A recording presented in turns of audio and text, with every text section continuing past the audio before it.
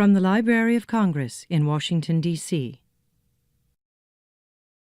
It is my great pleasure this evening to introduce Louise Borden. Louise is a native of Cincinnati, where she grew up with two sisters in what she describes as an old house near the crest of a steep hill, which apparently made for some interesting childhood bicycle riding experiences.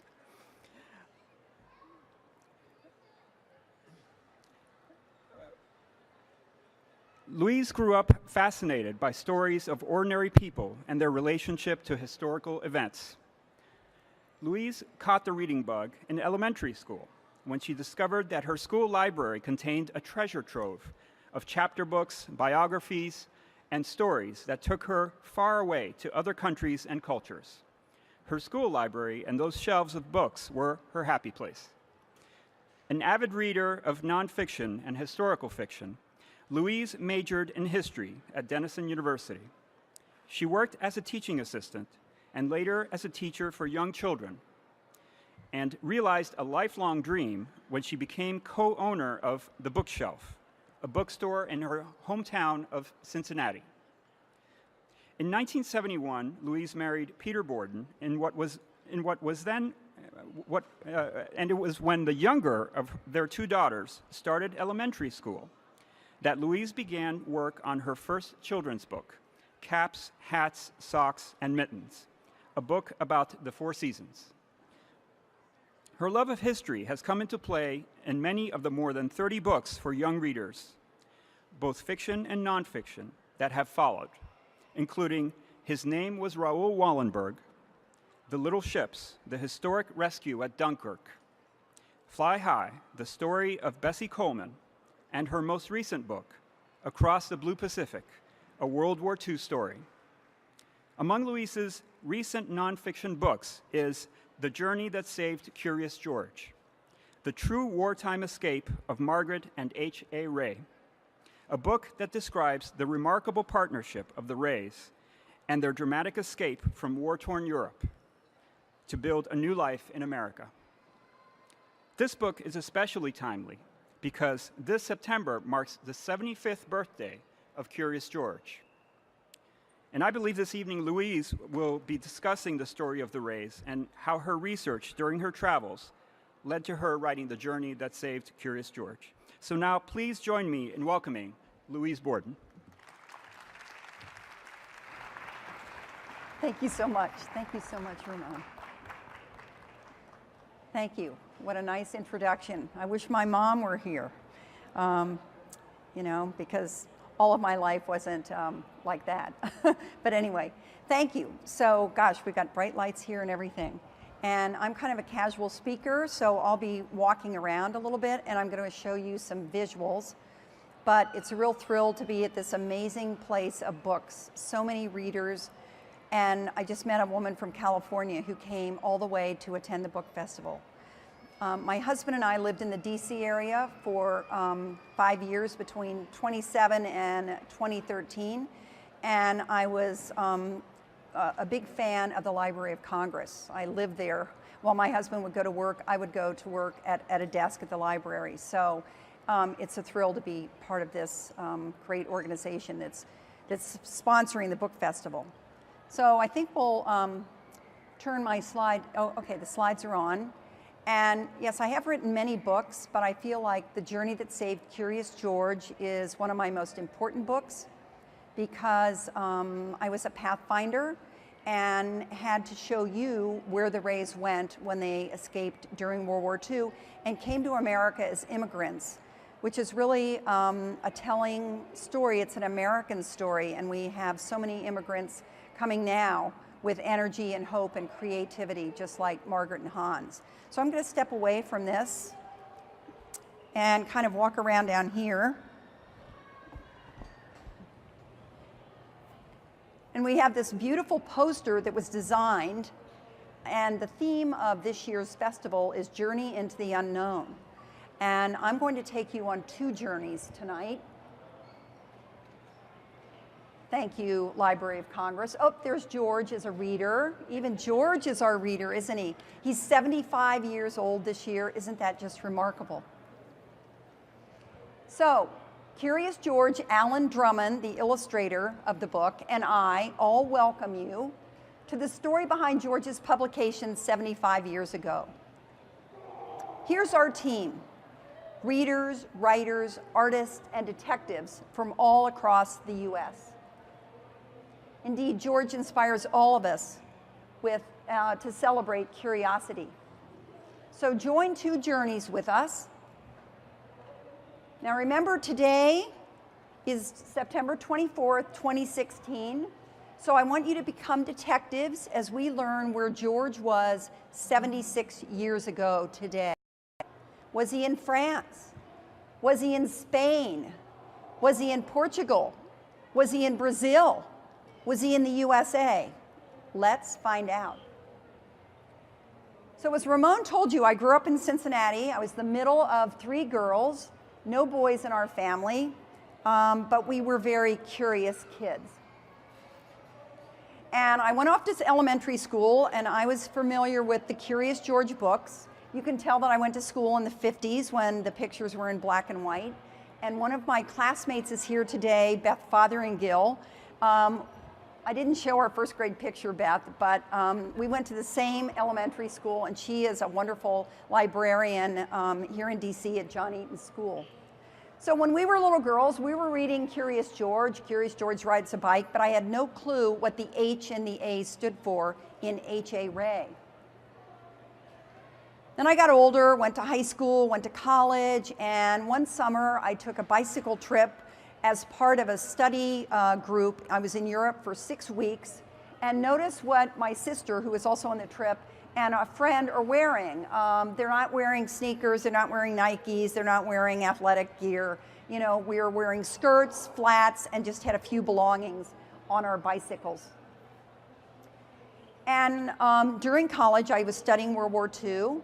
I was especially interested in resistance movements, the European response to Hitler in various countries, including France. So I knew that millions of refugees had been displaced during World War II. Then my life unfolded. I got married, we had kids, I began writing children's books, and here I am in my office typing probably an email to one of my editors. And these are the subjects that I like to write about, but World War II is obviously one of my favorites. I've written 6 books about the war. So people say, how did you find the story that Curious George was in a manuscript on a bicycle and when the Rays escaped from Paris? And I said, well, in 1995, I read an article in Publishers Weekly, and it was about famous children's book authors and illustrators, including the Rays. And Margaret Ray stated that she had escaped with her husband on a bicycle in June of 1940, carrying the manuscript for George. And I said, wow. So I looked at a map of France and I said, which road did they follow from Paris down to the border? They must have been on a train part of the way. Were they in danger? What happened to their belongings? What were they doing in France? And I had this image of them in a sea of refugees, unknown, not wealthy, not famous, but just working artists on the road to safety, getting out of the way of the German army. At the same time that I learned about the Rays' escape from Paris, I was working on a book called The Little Ships about the rescue at Dunkirk, again, June 1940. So I'd done a lot of background reading on that. In 1998, Houghton Mifflin, the publisher of Curious George, published the original watercolors. And when I saw this book, and I saw right here, it says H.A. Ray, Paris, January 1940, I said, bingo, he was in Paris. But the Curious George copies that you've read in your libraries don't have that little signature on it, just the original watercolor. So sometimes you're a pathfinder when you're telling a true story because no one has been there before you. No book had been written about the Rays. They were no longer living, they didn't have children. So I embarked on my journey of research, going to the University of Southern Mississippi, where there's a collection of children's literature, And after the Rays died, every photograph, royalty statement, letter went down to this special archive. It had not been cataloged when I got there. Now if you go, it's online, it's in boxes, but I just kind of started going through stacks of these newly arrived materials as an amateur detective. And I had to piece together the facts of this wartime escape. I learned about H.A.'s life. As a detective, he's smoking a pipe. Doesn't the man with a yellow hat smoke a pipe? I learned that H is for Hans, that A is for Augusto. I learned that Margaret Ray was a photographer and an artist. And looks like she's standing on a balcony. If there are any kids in the audience, what season of the year do you think that picture was taken? You think it was taken in the summer? Yeah. In winter, why do you think that? Because there's snow on the balcony. So as a research detective, we use our eyes looking at these old photographs. I learned that they were both born in Hamburg, Germany. It's a northern city in Germany, lots of boats, lots of bridges, and that both families, Margaret's and Hans's, were Jewish. I learned that after World War I, Hans left Germany because of inflation and the terrible economy, went to Brazil, and he was there for 10 years, and then Margaret left Germany because of the rise of Hitler, and she knew that Hans, a family friend, was in Rio, and he was a brilliant artist, as she was, so she went over and connected with Hans there, and they became Brazilian citizens. Because in Germany, if you were Jewish, you lost your citizenship. So it was very important to have those Brazilian passports. They got married in 1935, and then in 1936, they went to Paris on a belated honeymoon. In the archive, I found tiny little calendar books the size of those yellow Post-its that we use, that Hans wrote, and many of these were written in French, many of the pages. I also looked at letters written in French to and from his editor. I looked at addresses. Here it says, Monsieur, that means Mr. H.A. Ray, Chateau Fagat. And I looked at the date, October 1939. A chateau. Were they staying in a chateau on their honeymoon? I thought they were staying in a hotel on their honeymoon. Maybe I could call up my old high school French teacher who had been born in Paris and lived during the occupation in Saint-Tropez in the south of France. She was still alive, still speaking English and French. Maybe I could call up Renee Lowther and she could help me translate some of these documents. Then I found French identity cards in the archive. Well, look at this. It's kind of like a driver's license, isn't it? Hans had to sign his name. Hans Augusto Ryersbach. Ryersbach. I thought the guy's name was H.A. Ray. When did he change his name from Ryersbach to Ray, and why did he change his name? I learned that their first book that Margaret and Hans did in Paris was called Raffi and the Nine Monkeys in French, and it was also published in London in English. More letters I had to go through, detailing all of their book work while they were living in Paris. And then I found this photograph of Hans. Looks like he's losing his hair like my husband. All the archives are black and white photos, but the color that I saw was Hans's art.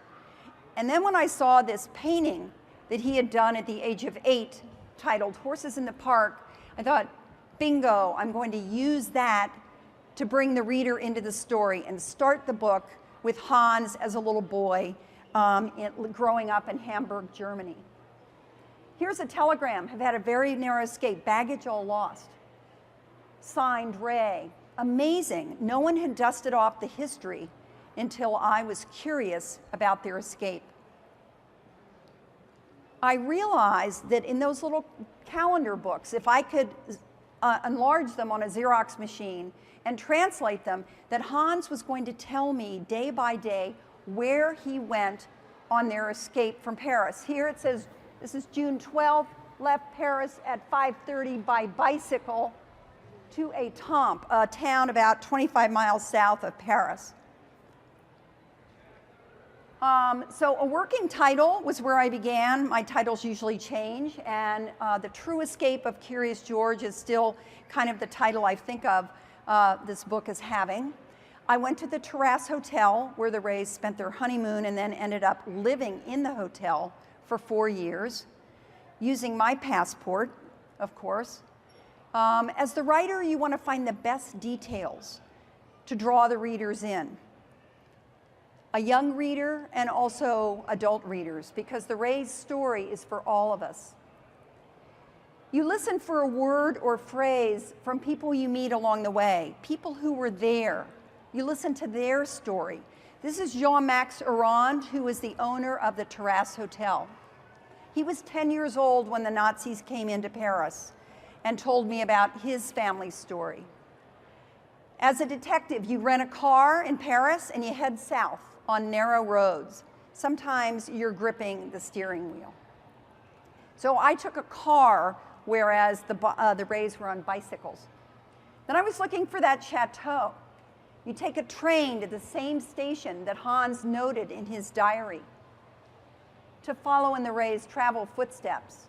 You write to your own editor from those places as you piece together the quilt of an unknown story. You uncover the roads and the history, a kilometer at a time. You finally arrive in your second rental car. Ooh, it looks a little shabby, doesn't it? I drove up the road and found this amazingly beautiful chateau where the Rays spent 3 months in the fall of 1939 working on a book about a curious little monkey named Fifi, who had a friend, the man with the yellow hat. The window there is a room in one of the 3 towers of the chateau. It's the only room in the tower, and the owner told me that there were no other rooms. And Hans noted in the archives that he set up a studio in the tower of this chateau. So as a detective, sometimes I live my life in color, and sometimes I live my life in black and white.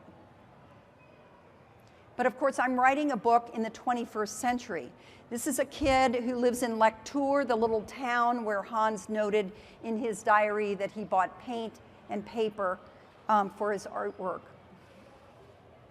And then the section of the Rays' escape, leaving the country of France, going over the border into Spain.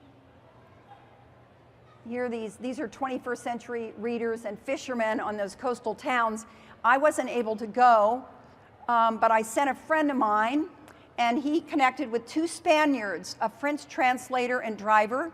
They explored the border towns in their car with the man with the orange hat, my husband, Pete Borden.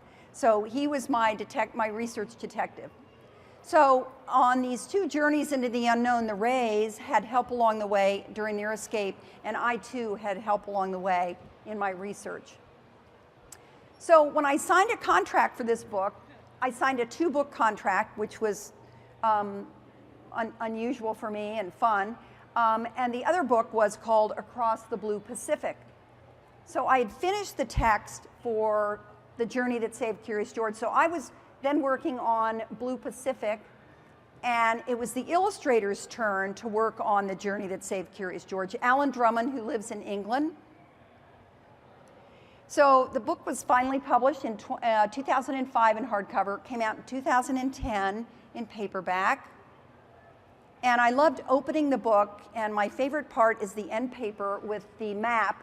And I was able to draw the line and show you where they went from Paris down through Spain and Portugal to get to Lisbon. So back to being detectives, and we're looking for September 24th, aren't we? Remember that? 1940. The first part of the book is 2 artists, the childhood, the Hamburg years, and then we're going to fast forward to Escape from Paris. They left Paris on June 12, 1940, on 2 bicycles that Hans cobbled together from spare parts, because all of the bicycles had been sold out in the store. And that image I had in my head, Alan just drew beautifully of them on the long road with all of these refugees. Sometimes you don't need words. An image conveys that story. So June 13th, they were sleeping in a farm. June 18th to 20th, they were on the road carrying those Brazilian passports with them. They arrive in Lisbon, the capital of Portugal, on June 23rd. And I got this address from one of their letters. And my friend Beth, my good friend, the librarian from John Eaton School, was in Portugal recently, and I asked her to go to that address and take a picture for me. So on July 21st, they board a ship, the Angola. They leave Lisbon. On August 4th, they arrive in Rio, where they lived that August and all of September waiting for a visa. They leave Rio on October 3rd, 1940, and I found the ship manifest, and they arrive in New York on October 14th, 1940 in New York City. So where were they on September 24th? Do you remember?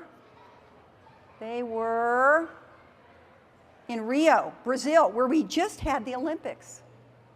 Whoops. Sorry, hit the wrong button here. Okay. So they were in Rio. Imagine our world without Curious George or the wonderful art of H.A. Rey.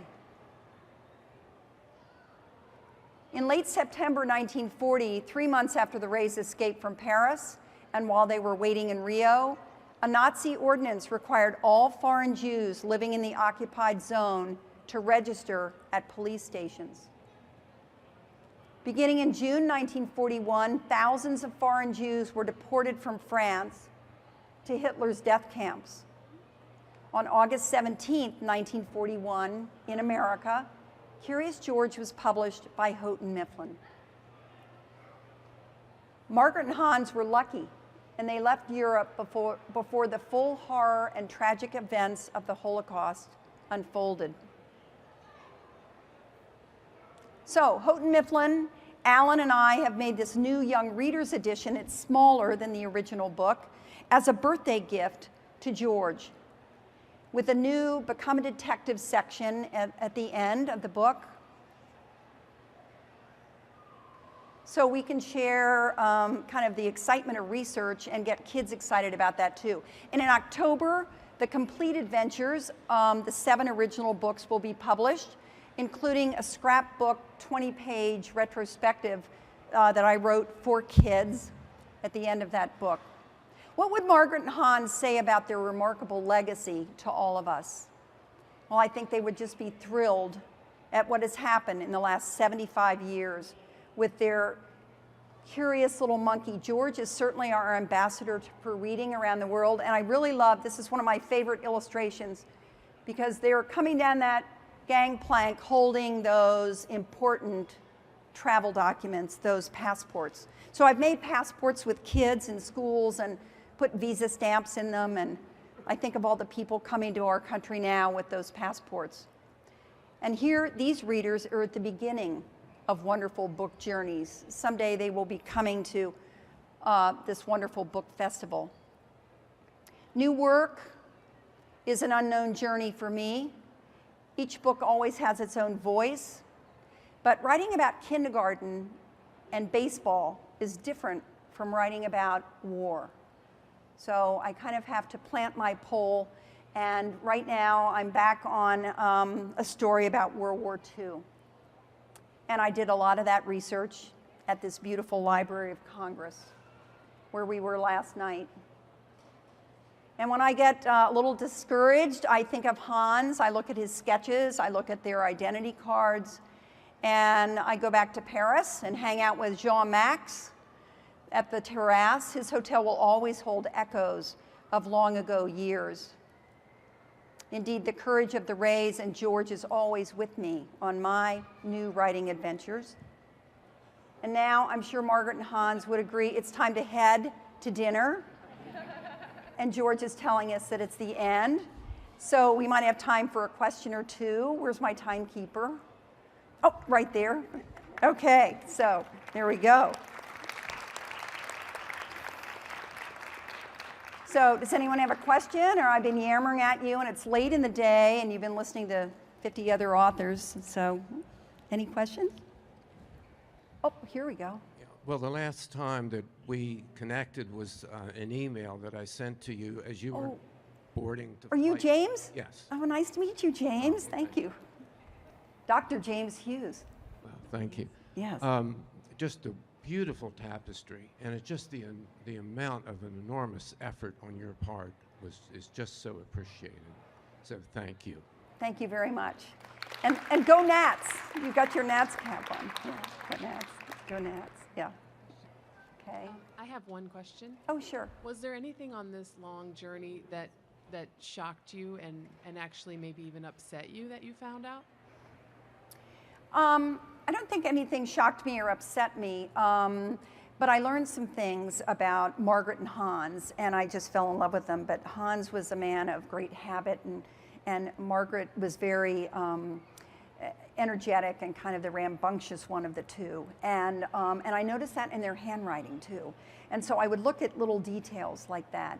Also, when I'm looking at the research, it's all black and white, but you know, people were living this in color. And I think when kids and even adults, when we look at those old photos, we just see this black and white world. But that great exodus of 5 million people on the road, it was in living full color. And so, you know, I think about that a lot. And yes, I had some connections too. You know, they lost my suitcase. I only had my backpack. It was pouring rain. It was 5 in the morning, and I said, oh, I'm in total Ray mode. So I had a lot of kind of fun, and I lost a few things along the way too. I'm curious, because obviously they've done such a wonderful children's book. You mentioned that the Rays didn't have children. Did you Right. find anything in your research Right. that indicated why? They didn't have children. Okay, so in 1940, Hans is 42 years old, and they're just beginning World War II. Margaret was younger, and they just, I don't know if it's because they didn't want to have children or they couldn't have children, but they didn't. But they certainly have the children of the world. You know, there are a lot of working artists, writers who don't have children, and they devote themselves to their art. So, but they saved everything, and it's all at the de Grumman collection. So, you know, maps and pottery that Margaret made, and so artifacts are so important for us now, looking back. So that's why these libraries are just, you know, living treasures for us. Well, thank you very much. I've got 2 minutes left, so I'll let you guys take that 2 minutes and go buy a book, all right? Thank you very much. thank you, Iris. Thank you. This has been a presentation of the Library of Congress. Visit us at loc.gov.